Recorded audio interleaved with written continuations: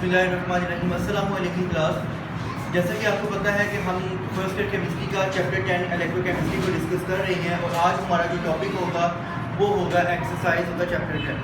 Chapter 10 की exercise को हम थोड़ा डिस्कस करेंगे ALP के अकॉर्डिंग कौन कौन से इंपॉर्टेंट क्वेश्चन इसमें हैं और उनको देखेंगे कि हम उनको सॉर्ट आउट करेंगे, उनके रीजंस वगैरह देखेंगे और इसको सॉर्ट आउट करने की कोशिश करेंगे। सबसे पहला क्वेश्चन है हमारा MCQs हैं सबसे पहले चैप्टर के अंदर।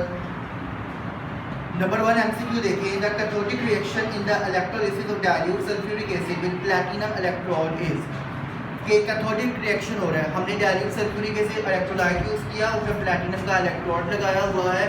तो कहते हैं कि जो कैथोडिक रिएक्शन होगा वो कौन सा होगा, आया वो रिडक्शन होगी, ऑक्सीडेशन होगी, दोनों होंगे या नन ऑफ दीज होगा। तो आपको पता है कैथोडिक रिएक्शन बात की जा रही है, तो कैथोड पर हमेशा कौन सा रिएक्शन होता है, रिडक्शन होती है। इस वजह से इसका आंसर क्या होगा, रिडक्शन रिएक्शन। क्वेश्चन नंबर 2 देखिए, Which of the following statement is not correct about galvanic cell? इनमें से कौन सी स्टेटमेंट galvanic cell के मुताबिक नहीं है।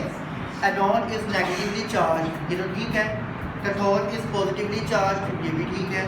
Reductions occur at anode, और चौथा ऑप्शन है reduction occurs at cathode। तो इन दोनों में से reduction occur at anode ये गलत है, क्योंकि anode पर हमेशा ऑक्सीडेशन होती है, यानी इसका आंसर C होगा, B होगा। Question number 3, stronger the oxidising agent greater is the reduction potential. ये बड़ा इंपॉर्टेंट MCQ है, अक्सर ये पेपर में आता है कि ऑक्सीडाइजिंग पोटेंशियल और रिडक्शन पोटेंशियल के हिसाब से मैंने आपको लास्ट टाइम बताया था, हम पता लगा सकते हैं कि हमारा सब्सटेंस कितना गुड ऑक्सीडाइजिंग या रिड्यूसिंग एजेंट है, ठीक है। और अगर रिडक्शन पोटेंशियल ज़्यादा होगा इसका मतलब वो आसानी से रिडक्शन कर सकेगा अपनी, इसका मतलब दूसरे की वो आसानी से क्या करेगा, ऑक्सीडेशन कर देगा। इसीलिए stronger the oxidising agent means greater the reduction potential, ठीक है। तो रिडक्शन पोटेंशियल इसका answer. Question number 4, if salt bridge is not used between two half cells then the voltage. अगर सॉल्ट ब्रिज इस्तेमाल ना किया जाए दोनों गैल्वेनिक सेल के हाफ सेल्स के अंदर, तो वोल्टेज क्या होगा, decrease rapidly, decrease slowly, does not change या ड्रॉप्स टू जीरो। जब गैल्वेनिक सेल में सॉल्ट ब्रिज नहीं होगा तो आयंस की मूवमेंट नहीं होगी, ऐसे ही है। जब आयंस की मूवमेंट नहीं होगी तो अंदर रिएक्शन भी नहीं होगा दोनों सेल्स के दरमियान, और जब सेल्स के दरमियान रिएक्शन भी नहीं होगा तो उनमें से जो ऑक्सीडेशन के नतीजे में इलेक्ट्रॉन्स निकल रहे थे उसका फ्लो भी नहीं होगा। तो जिसकी वजह से क्या होगा, वोल्टेज ऐसे ऐसा डिक्रीज होता रहेगा और जीरो हो जाएगा। तो इसका आंसर होगा D answer, drops to zero. Zero हो जाएगा मतलब रिएक्शन ही नहीं हो रहा इसमें, ठीक है। क्वेश्चन नंबर 5, ये भी बड़ा इंपॉर्टेंट क्वेश्चन है जो मैं डिस्कस करने जा रहा हूँ। If a strip of copper metal is placed in the solution of ferrous sulphate. अब ये ऐसे क्वेश्चन आए ना, और ऐसे क्वेश्चन में से एक MCQ जरूर आता था, ये शॉर्ट जरूर आता था इस तरह का इलेक्ट्रोकेमिकल सीरीज में से। इसके लिए आपने इलेक्ट्रोकेमिकल सीरीज वाले टेबल को ध्यान में रखें, ठीक है। अब यहाँ पर देखिए आपके पास दो चीज़ें हैं, एक ये बताई है कॉपर मेटल और उसको हम डिजोल्व कर रहे हैं किसके अंदर, FeSO4 के सोल्यूशन के अंदर, ठीक है। अब FeSO4 है, इसका मतलब FeSO4 में हमको पता है Fe के ऊपर क्या चार्ज है, +2 है, ऐसे ही है ना। इसका मतलब यहाँ Fe जो है वो +2 की शक्ल में मौजूद है और कॉपर मेटल हमारी प्योर न्यूट्रल है, जीरो चार्ज, ठीक है। अच्छा, अब क्वेश्चन क्या किया गया है, अगर हम कॉपर मेटल जो कि न्यूट्रल है इस रॉड को, कॉपर की रॉड को फेरस सल्फेट के सोल्यूशन में डिसॉल्व करते हैं तो क्या होगा, फेरस सल्फेट के सोल्यूशन में Fe की शक्ल में है, Fe+2 की शक्ल में है। जब हम इलेक्ट्रोकेमिकल सीरीज में देखते हैं तो अगर आप देखें पिछले टेबल के अंदर एक्सरसाइज के चैप्टर के अंदर, तो Fe+2 का जो रिडक्शन पोटेंशियल है वो कॉपर की निस्बत बहुत कम है, कॉपर नीचे आ रही है जबकि Fe+2 ऊपर ज़्यादा रहता है, 0 से भी ऊपर है, ऐसा ही है, ठीक है ना। तो क्योंकि Fe+2 जो है ये 0 से भी ऊपर है, इसका मतलब इसका रिडक्शन पोटेंशियल बहुत कम है, माइनस भी है इसकी वैल्यू रिडक्शन पोटेंशियल की, ऐसे ही है। तो क्योंकि इसका रिडक्शन पोटेंशियल बहुत कम है मतलब इसका ऑक्सीडेशन पोटेंशियल ज़्यादा है, मतलब ये रिडक्शन की बजाय ऑक्सीडेशन करना पसंद करेगा, ऐसे ही है। अच्छा, अब क्योंकि Fe+2 जो है ये FeSO4 का सोल्यूशन है, इस पे आयरन ऑलरेडी हमारा किस फॉर्म में मौजूद है, +2 की शक्ल में मौजूद है। ये आयरन जो है असल में पसंद करता है ऑक्सीडेशन करना, मतलब इलेक्ट्रॉन लॉस करना, बट ऑलरेडी इसमें से इलेक्ट्रॉन लॉस हुए हैं, अगर कॉपर मेटल इस तरह डिजोल्व करते तो मतलब कॉपर मेटल इलेक्ट्रॉन लॉस करती, ये इलेक्ट्रॉन गेन करता और गेन करके ये न्यूट्रल हो जाता, कॉपर आयोनाइज हो जाता।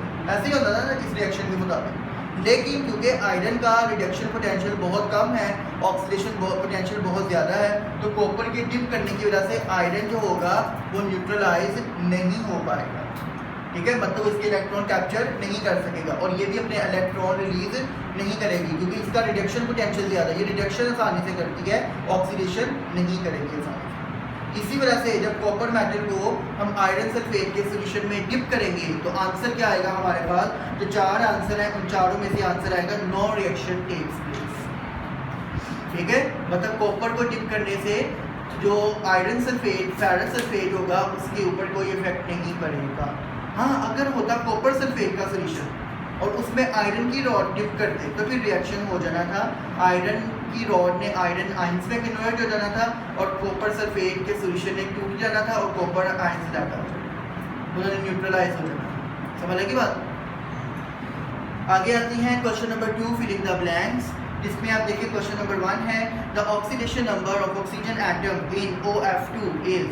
OF2 में ऑक्सीजन का नंबर क्या होता है? मैंने तो लास्ट टाइम बताया था, फ्लोरीन हाईली इलेक्ट्रोनेगेटिव एलिमेंट है तो ये -1 और 2 है तो -2 हो गया, जिसकी वजह से ऑक्सीजन पर क्या चार्ज आता है? +2। इसका आंसर क्या होगा? +2 answer. And is dash in H2O2, H2O2 hydrogen पर ऑक्साइड। इसके अंदर देखिए ऑक्सीजन का क्या नंबर होगा? आपको पता है हाइड्रोजन का हमेशा +1 होता है, 2 हाइड्रोजन हैं तो इसका मतलब +2 हो गया, तो मतलब यहाँ -2 होगा। लेकिन ऑक्सीजन कितनी है? 2 है, इसका मतलब एक ऑक्सीजन का नंबर क्या है? -1। ठीक है, तो पहले फिलिंग द ब्लैंक में आप लिखेंगे +2 और दूसरी में -1। क्लियर हो गया? Question number 2, conductivity of metallic conductor is due to flow of. Metallic conductor metals में किस तरह से कंडक्शन होती है? Due to flow of electrons, while that of electrolyte is due to flow of ions। ठीक है, question number 3, reaction takes place at the dash is termed as oxidation। किस पर ऑक्सीडेशन होती है? एनोड पर कि कैथोड पर? एनोड पर, तो इसका आंसर होगा anode. And at dash is called reduction, मतलब कैथोड, कैथोड पर रिडक्शन और एनोड पर oxidation. Question number 4, dash is set up when a metal is dipped in its own ions। जब एक मेटल को हम उसी के आयंस मतलब उसी के इलेक्ट्रोलाइट में डिसॉल्व करते हैं तो ये सेटअप क्या कहलाता है? इसे हम कहते हैं इलेक्ट्रोकेमिकल सेल। ठीक है, क्वेश्चन नंबर 5, ये भी बड़ा इंपॉर्टेंट क्वेश्चन है। Copper metal dash the copper cathode when electrolysis perform for copper sulphate solution with copper cathode. Copper sulphate का सोल्यूशन है, उसमें कॉपर का इलेक्ट्रोड लगा दिया जो कि कैथोड का काम कर रहा है। कैथोड का काम कर रहा है मतलब कॉपर के रोड पे उस पर क्या होनी है? रिडक्शन होनी है। ऐसे ही है, जब रिडक्शन होनी है मतलब कॉपर रोड क्या करेगा? इलेक्ट्रॉन्स कैप्चर करेगा। ठीक है, और इसकी वजह से क्या होगी? कॉपर के ऊपर कॉपर मेटल क्या करेगी? डिपॉजिट होती रहेगी। तो इसका आंसर क्या लिखेंगे? Copper metal deposit at the copper cathode. समझ लगी? क्वेश्चन नंबर 6, ये भी बड़ा इंपॉर्टेंट है और बहुत ही इंपॉर्टेंट है, ये भी अक्सर पूछा जाता है। The reduction potential of zinc is dash volt. कितना था? -0.76 and oxidation potential is +0.76। Sign change हो जाएगा, वैल्यू होगी नहीं। ठीक हो गया? आगे देखिए true and false. Question number 3, in electrolytic conduction electron flow through electrolyte. ये ठीक है, इलेक्ट्रोलिटिक कंडक्शन ये बताएं फॉल्स है बेटा, फॉल्स है। इलेक्ट्रोलिटिक कंडक्शन मतलब आयंस की वजह से होती है। Question number 2, in the process of electrolysis electrons in external circuit flow from cathode to anode. ठीक है, ये कैथोड से एनोड की तरफ जाती है इलेक्ट्रोलिसिस में, नेगेटिव टर्मिनल से पॉजिटिव टर्मिनल की तरफ जाते हैं। ऐसे ही है ना? ठीक है ना? तो ये आंसर ठीक है इसका।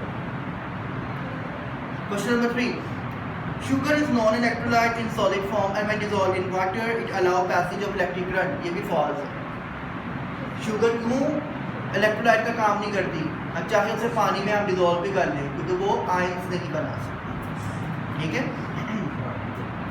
Question number 4, a metal will only allow the passage of electric current when it is in cold state। ये भी गलत है। ठीक है, मेटल जो होगी वो किसी भी स्टेट में होगी तो वो करंट उसमें से पास कर जाएगी। Number 5, the electrolytic product of aqueous copper chloride solution are copper and chlorine gas। जब हम इलेक्ट्रोलिसिस करेंगे कॉपर क्लोराइड की, जाहिर बात है एक कॉपर मेटल बनेगी, एक क्लोरीन गैस बनेगी। ठीक है।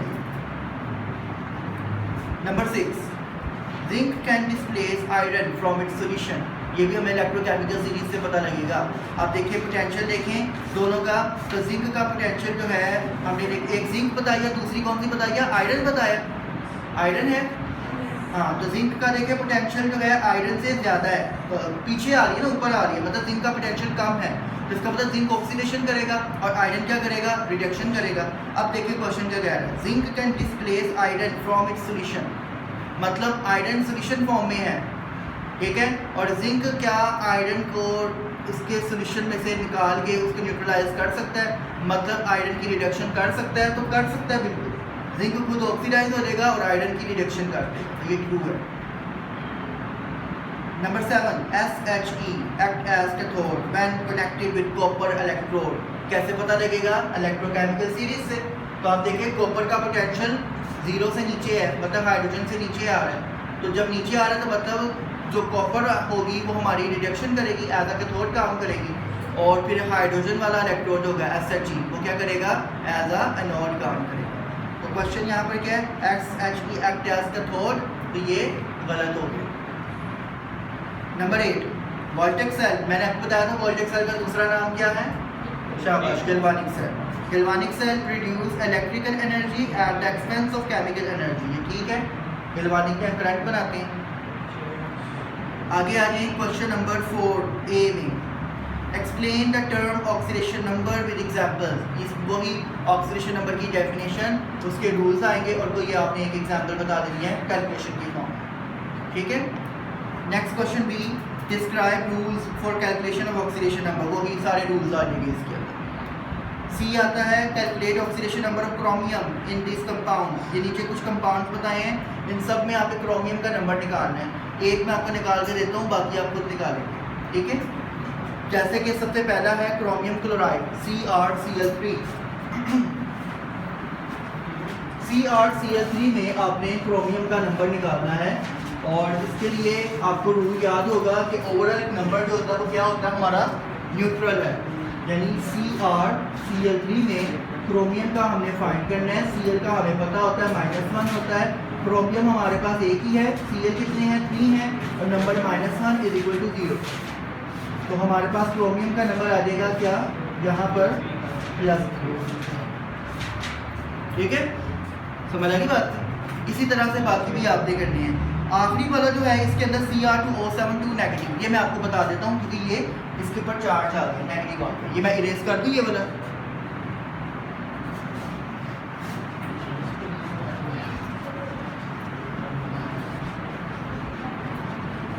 जी, जो नेक्स्ट क्वेश्चन है हमारा, जो लास्ट है इसका, Cr2O72 नेगेटिव। 2 नेगेटिव मतलब अब ओवरऑल चार्ज क्या है, -2 है। कितने Cr है हमारे पास, 2 Cr प्लस कितनी ऑक्सीजन है, 7, और चार्ज -2 होता है, = -2, क्योंकि ओवरऑल चार्ज क्या है, -2। समझ लगी, बस इतना फर्क आएगा। 2 Cr प्लस -14 = -2, और ये इधर जाके हो जाएगा +14, और ये आ जाएगा हमारे पास 12, 14 में से 2 निकाले 12 आगे, और ये Cr इधर आगे जो 2 है ये डिवाइड होगा और हमारे पास आंसर आ जाएगा +6। ठीक है, तो इसके अंदर क्रोमियम के ऊपर क्या चार्ज है, +6, एक क्रोमियम। बाकी सारे आपने इसी तरह से खुद करने हैं। क्वेश्चन नंबर D देखें, calculate the oxidation number of elements underline in the following compounds. नीचे कंपाउंड्स बताए, हर एक के अंदर एक एलिमेंट को अंडरलाइन किया हुआ, आपने इसका नंबर फाइंड करना है। सेम यही तरीका होगा, आपने ये सारे नंबर्स खुद फाइंड करने हैं। ये आपकी असाइनमेंट है, ये आपके कल काम होना चाहिए। क्वेश्चन नंबर C और D ये दोनों आपके परफॉर्म हुए हैं, ये कल मैं चेक करूँगा। ठीक हो गया। अच्छा भी आगे आ जाए, क्वेश्चन नंबर 5 ALP में नहीं है, 6 भी नहीं है, आगे क्वेश्चन नंबर 7 की तरफ आ जाए। Describe electrolysis of molten sodium chloride and concentrated solution of sodium chloride. ये मैंने आपको बताए थे, मोल्टन सोडियम क्लोराइड के लिए हमने यूज़ किया था डाउन सेल की जो इलेक्ट्रोलिसिस की थी, जिससे सोडियम मेटल बनेगी। और concentrated solution of sodium chloride, इसके लिए हमने नेल्सन सेल यूज़ किया था, जिसमें हमने सोडियम हाइड्रोक्साइड बनाया। उन दोनों का रिएक्शन आपने इलेक्ट्रोलिसिस वाली। Question number 8, difference between single electrode potential and standard electrode potential. दोनों में क्या डिफरेंस है? पहली बात देखिए, सिंगल इलेक्ट्रोड पोटेंशियल का मतलब क्या होता है? सिंगल इलेक्ट्रोड पोटेंशियल कहते हैं जब हमने अपने इलेक्ट्रोलाइटिक सेल में एक ही इलेक्ट्रोड लगाया हो, तो वो उसका जो भी पोटेंशियल होगा वो सिंगल इलेक्ट्रोड पोटेंशियल होगा। ठीक है, समझ आएगी बात की। और स्टैंडर्ड इलेक्ट्रोड पोटेंशियल क्या होता है? जब हमने अपने इलेक्ट्रोलाइटिक सेल में 2 रोड लगाए हों, जिनमें से एक रोड SHE हो और दूसरा रोड किसी भी दूसरी मेटल का हो, तो SHE वाला रोड स्टैंडर्ड का काम करेगा, वो स्टैंडर्ड इलेक्ट्रोड पोटेंशियल उसका होगा। वो कितना होता है? वो स्टैंडर्ड इलेक्ट्रोड पोटेंशियल हमेशा 0.000 वोल्ट होता है। और जो सिंगल इलेक्ट्रोड पोटेंशियल है वो कुछ भी हो सकता है, जैसी मेटल उसका वैसा पोटेंशियल होगा। समझ आएगी बात की। आगे देखें, how can it be measured, कैसे मेजर करते हैं? मैंने आपको बताया था, एक सेल लेंगे, उसके अंदर एक SHE लगा देना है, एक दूसरा लोड लगाना है, दोनों की इलेक्ट्रोलिसिस गैल्वानिक सेल बनाकर उसका रिएक्शन स्टार्ट होगा और पोटेंशियल वोल्टमीटर पर आ जाएगा और हमें पता लग जाएगा कि हमारे इस रिस्पेक्टिव रोड का कितना पोटेंशियल। डिटेल हमने पढ़ी थी। और साथ इसका क्वेश्चन पूछा, इसकी इंपॉर्टेंस क्या है? इंपॉर्टेंस में आपने जो इलेक्ट्रोलिसिस वगैरह के जो फायदे पढ़े थे ना, वो आपने एडवांटेजेस बता दी, गैल्वानिक सेल के फायदे। Next question, outline important application of electrolysis. Discuss electrolysis copper sulphate using copper electrode and silver nitrate using silver electrode. यानी कि आपने वो जितनी एप्लीकेशंस हमने पढ़ी थी इलेक्ट्रोलिसिस की, सारी एप्लीकेशंस आएंगी और साथ आपने इनकी इलेक्ट्रोलिसिस बतानी है शॉर्ट फॉर्म में, एक कॉपर सल्फेट की और एक सिल्वर नाइट्रेट की। कॉपर सल्फेट जब आयोनाइज होगा तो उसमें से कॉपर आयंस निकलेंगे, ठीक है, और कॉपर आयंस होंगे वो क्या बनाएंगे? आगे जाके कॉपर, प्योर कॉपर मेटल बनाएंगे। और जो दूसरे नंबर पर है सिल्वर नाइट्रेट, वो आगे जाके सिल्वर आयंस निकलेंगे, वो आगे जाके प्योर सिल्वर मेटल बनाएंगे। समझ आएगी बात? कर लेंगे खुद ही कि लिख दूँ इसके रिएक्शन? कर लेंगे, लिख दूँ? मैं एक का आपको बताता हूँ, दूसरा सेम ऐसे ही होगा।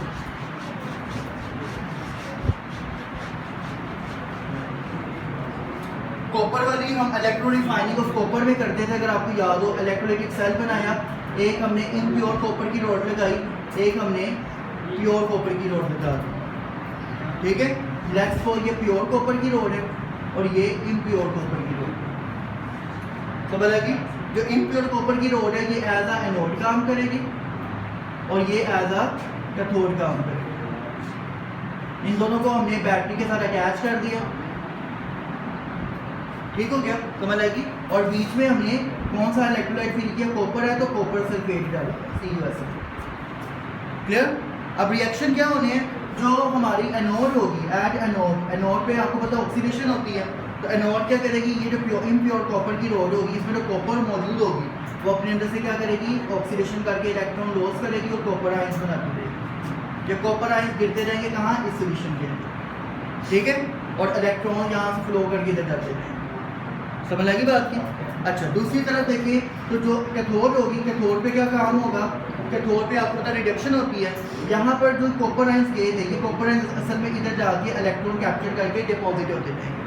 इधर से जो इलेक्ट्रॉन आ रहे हैं, उस इलेक्ट्रॉन को कैप्चर करके क्या करता रहेगा? इसके ऊपर डिपॉजिट होता रहेगा और कॉपर आयंस यहाँ पर इलेक्ट्रॉन गेन करेंगे और प्योर कॉपर मेटल, ठीक है। ये सिंपल इलेक्ट्रोलिसिस है कॉपर की। सिमिलरली सिल्वर नाइट्रेट और सिल्वर की, एक तरफ सिल्वर की रोड, एक तरफ इम्प्योर सिल्वर, और सेम इसी तरह से ये Ag से Ag प्लस और एक इलेक्ट्रॉन निकल गया और यहाँ Ag प्लस और एक इलेक्ट्रॉन ऐड हो गए, Ag बना देंगे, ठीक हो गया।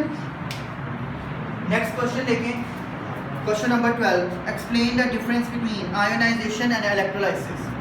आयोनाइजेशन का मतलब क्या होता है? जस्ट एक सब्सटेंस का, एक आयनिक कंपाउंड का आयंस में कन्वर्ट होना, ये आयोनाइजेशन कहलाती है। और इलेक्ट्रोलाइसिस क्या होती है? आयंस में कन्वर्ट होने के साथ साथ उसका आगे इलेक्ट्रोकेमिकल सेल में प्रोसीड करके रिस्पेक्टिव प्रोडक्ट्स बनाना, ये पूरा प्रोसेस इलेक्ट्रोलिसिस कहलाता है। समझ आ गई बात की? आयनाइजेशन में जस्ट आयनाइजेशन है, मतलब सिर्फ आयंस में कन्वर्ट होना है। इलेक्ट्रोलिसिस में आयंस में कन्वर्ट होने के बाद प्रॉपर इलेक्ट्रोलिटिक सेल के अंदर प्रोसेस करने के बाद जो प्रोडक्ट्स बनती हैं उसके रिस्पेक्टिव वो बन जाएं, वो पूरा प्रोसेस इलेक्ट्रोलिसिस का है। आप ये समझ लें इलेक्ट्रोलिसिस प्रोसेस के अंदर एक पार्ट है ionisation process. Next question, electrolytic cell and voltage cell में डिफरेंस। ये तो आपको पता है, इलेक्ट्रोलिटिक सेल में इलेक्ट्रिकल एनर्जी को हम केमिकल एनर्जी में कन्वर्ट करते हैं, वोल्टेज सेल में केमिकल को इलेक्ट्रिकल में करते हैं।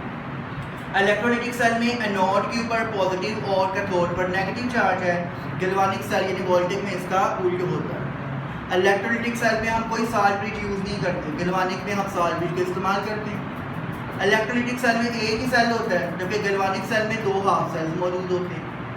ऐसे ही है। इलेक्ट्रोलिटिक सेल में नॉन स्पॉन्टेनियस रिएक्शन होता है, गैल्वेनिक सेल में स्पॉन्टेनियस रिएक्शन। तो डिफरेंट डिफरेंसेस हैं इसमें। Conduction through metals and molten electrolytes, दोनों में क्या डिफरेंस है? मेटल्स के जरिए जो कंडक्शन होती है वो इलेक्ट्रॉन्स के फ्लो के जरिए होती है, और इलेक्ट्रोलाइट के जरिए जो कंडक्शन होती है वो आयंस के थ्रू होती है। ऐसे ही है। फिर मेटल के जरिए जो कंडक्शन होगी उसे हम कहते हैं इलेक्ट्रॉनिक कंडक्शन, और आयंस के जरिए जो होगी वो क्या कहलाती है? Electrolytic conduction. समझ लगी बात? अच्छा, फिर इसी तरह इलेक्ट्रोलिटिक सेल में देखें तो एक्सटर्नल सर्किट के अंदर हो रही होती है इलेक्ट्रॉनिक कंडक्शन, और इलेक्ट्रोलाइट का जो सोल्यूशन है अंदर सेल के अंदर कौन सी हो रही होती है? Electrolytic conduction. इधर इलेक्ट्रोलिटिक है और बाहर की तरफ कौन सी है? Electronic. Clear? Question number 13, describe galvanic cell, explain function of electrode and salt bridge. Galvanic cell वाला पूरा टॉपिक आएगा, डिफाइन करेंगे, एग्जांपल बताएंगे जिंक और कॉपर रोड की, सॉल्ट ब्रिज का फंक्शन बताएंगे, और गैल्वेनिक सेल रिवर्सिबल होता है पूरा प्रोसेस, जो मैंने आपको शॉर्ट फॉर्म में लास्ट टाइम आपको करवाया था। आगे कंप्रीहेंसिव नोट लिखना है आपने, स्पॉन्टेनियस और spontaneity of oxidation reduction reaction, मतलब स्पॉन्टेनियस रिएक्शन। ये आपको गैल्वेनिक सेल से पूरा टॉपिक मिलेगा। इलेक्ट्रोलिटिक कंडक्शन बना बनाया टॉपिक है बुक के अंदर, ये पूरा टॉपिक आएगा। उसके बाद आगे क्वेश्चन नंबर 15 की तरफ। Right the will the reaction be spontaneous for the following set of half reactions and what will be the value of the E से मुराद पोटेंशियल ऑफ द सेल। तो देखिए ज़रा, पहला रिएक्शन है क्रोमियम आयन जो है 3 इलेक्ट्रॉन्स गेन कर रहा है और Cr बना रही है। तो कह रहे हैं कि ये जो हाफ रिएक्शन बताया है, आया ये स्पॉन्टेनियस होगा कि नहीं होगा, पहले तो ये बताना। तो क्रोमियम आयंस जो हैं ये इलेक्ट्रॉन कैप्चर करेंगे, और इन्होंने क्या बना दिया? क्रोमियम मेटल बना दी। ये एक स्पॉन्टेनियस रिएक्शन है, और इसका उल्ट काम क्या होगा? उल्ट काम क्या होगा इसका? क्रोमियम आयन था ना यहाँ पर, क्रोमियम आयनाइज होगा, क्रोमियम आयन बनेंगे प्लस इलेक्ट्रॉन मिलेंगे, यानी इसका रिवर्स हो जाएगा। ठीक है, और दोनों का पोटेंशियल जब निकालना है, दोनों के पोटेंशियल को समअप करेंगे, इलेक्ट्रोकेमिकल सीरीज से पोटेंशियल मिल जाएगा आपको, और समअप करने के बाद हमारे पास 0 आंसर है। समझ आएगी? अगला देखिए, MnO2 + 4H positive + 2 electron goes to Mn2 + 2H2। ये रिएक्शन देखें तो ये भी स्पॉन्टेनियस है, और इसके अंदर भी ऐसे ही आएगा। MnO2 में देखें, Mn के ऊपर क्या चार्ज है? यहाँ पर MnO2 में MnO2 ऑक्सीजन के ऊपर -2 होता है, तो ये -4 हो गया, यानी Mn पर यहाँ पर +4 चार्ज है। और दूसरी तरफ Mn देखें तो Mn पर क्या चार्ज है? +2 है। ऐसे ही है। तो इसका मतलब Mn +4 ने 2 इलेक्ट्रॉन गेन कर लिए हैं, तो +2 हो गया, मतलब MnO2 की क्या हुई है? रिडक्शन हुई है। इसका रिडक्शन पोटेंशियल होगा, सारी बात है। और जो दूसरी तरफ है हमारा H पॉजिटिव, जिसने आगे जाके वाटर बना दिया, तो H पॉजिटिव का फिर क्या होगा? Oxidation potential. ठीक है, तो इस तरह से आपने एक तरफ H पॉजिटिव को लेना है, एक तरफ Mn को लेना है, और दोनों का जो पोटेंशियल होगा, रिडक्शन और ऑक्सीडेशन पोटेंशियल समअप करेंगे तो इसका टोटल पोटेंशियल है।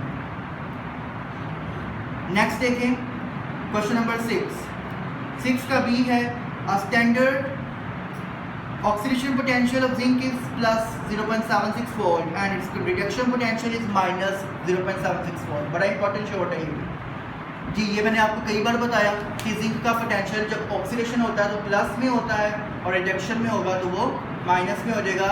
सिर्फ वैल्यू सेम रहती है, सिर्फ साइन चेंज होते हैं। साइन क्यों चेंज होते हैं? क्योंकि प्रोसेस उल्टा हो जाता है। ठीक है, ये इसका आंसर। डी आगे है question number D, the equilibrium is set up between metal atom of electrode and ions of metal in the cell. ठीक है, इसको आपने जस्टिफाई करना है कि इलेक्ट्रोड जिस मेटल एटम की बनी हुई है, जिस मेटल की इलेक्ट्रोड है और जो उसका इलेक्ट्रोलाइट है, यानी जो इलेक्ट्रोलाइट में आयंस मौजूद हैं, उनके दरमियान हम बेसिकली सेल बनाते हैं। ऐसा ही होता है ना, क्योंकि वो मेटल जो होगी उसके इलेक्ट्रोलाइट के अकॉर्डिंग होगी, तो आसानी से उसके अंदर से आयोनाइजेशन वगैरह करा के इलेक्ट्रोलिसिस या इलेक्ट्रिकल कंडक्शन करवा पाएगी। इसलिए जैसा इलेक्ट्रोलाइट होता है वैसे ही हम मेटल की रॉड यूज़ करते हैं। कॉपर मेटल है तो कॉपर सल्फेट का सोल्यूशन होगा, सिल्वर मेटल है तो सिल्वर का, यानी जैसे सिल्वर नाइट्रेट का सोल्यूशन होगा, इसी तरह से। Question number E, a salt which maintain electrical neutrality in the cell. ये मैंने आपको लास्ट में बताया फंक्शन ऑफ सॉल्ट में, आपको प्रॉपर आंसर मिलेगा इसका कि सॉल्ट का काम होता है कि दोनों हाफ सेल्स में आयंस की कंसंट्रेशन को न्यूट्रलाइज करता है। जब आयंस की मूवमेंट इस तरह बरकरार रहेगी तो इसके नतीजे में रिएक्शन प्रोसीड होता रहेगा और ऊपर एक्सटर्नल सर्किट में से आराम से करंट प्रोड्यूस होता रहेगा। क्वेश्चन नंबर जी, ये बड़ा इंपॉर्टेंट है, जी वाला भी, ई भी इंपॉर्टेंट है और जी भी। Impure copper can be purified by electrolytic process. ये अभी मैंने आपको बता दिया, ये इलेक्ट्रोलिसिस इसका ये आंसर है इसका कि इम्प्योर कॉपर को हम कैसे इलेक्ट्रोलाइटिक प्रोसेस से प्योरीफाई करते हैं।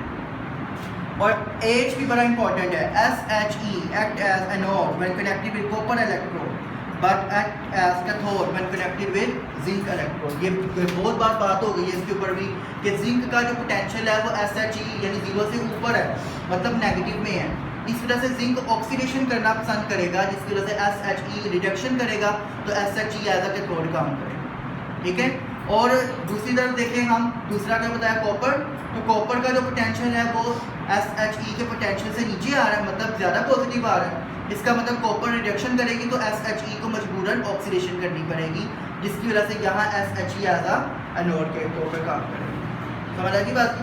नहीं भी क्लास ये आज का हमारा टॉपिक था, जिसमें हमने चैप्टर 10 की ALP के अकॉर्डिंग जितनी एक्सरसाइज बनती है वो कंप्लीट एक्सरसाइज को हमने थोड़ा डिस्कस कर लिया।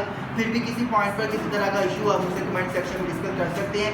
कल इंशाल्लाह नए चैप्टर के साथ चलेंगे, तब तक के लिए अल्लाह हाफ़िज़।